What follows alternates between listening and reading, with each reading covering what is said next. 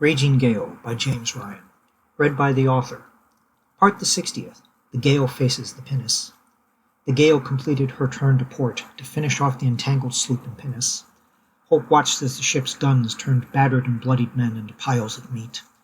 Their slaughter burned into her eyes as the Gale came around for another pass at them. To her surprise, a loud crash came from the entangled prey as the Pinnace pushed off from her target, some of her gunwales tied to the sloop and dangling above the water from the lines that had kept them together before. The lateen of the Pinnace caught the wind at beam reach and got under way quickly as it abandoned the sloop. Captain Sanders gave an angry low yell as the situation changed and brought the Gale to a broad starboard heading to keep the sloop between her and the Pinnace. "Arms at the ready!" Osai commanded the crew on deck. Hope kept singing, her voice starting to strain as she tried to keep the double time beat for the crew in battle.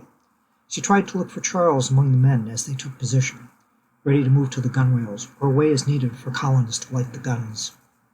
Quickly, Sanders pushed for her life on the tiller and brought the Gale hard to port. The new heading put her and her ship on the same side of the sloop as the Pinnace, now bearing down on the other vessel. As the Gale closed with her, the Pinnace went hard to starboard, putting the Gale straight into the line with the guns. Before Hope could let her fears register, the Pinnace fired 2 shots with a thunderous boom.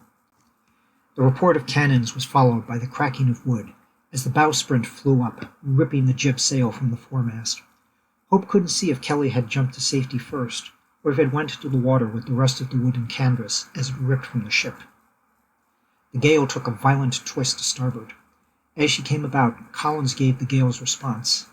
It was not coordinated with one voice as the first one had been, but each individual gun spoke, 6 distinct voices that delivered their own message.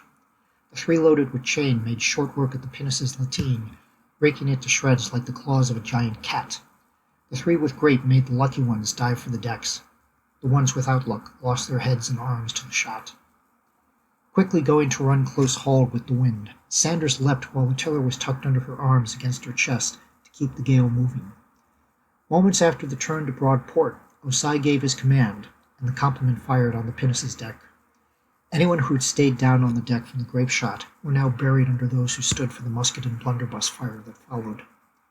The blood on the Pinnace's deck ran such that the prey seemed ready to turn all of the waters of the Caribbean red. Thank you for taking this moment with me. If you want to keep up with new chapters as they get posted, please subscribe to the channel and click the bell icon for notifications for when pieces go up.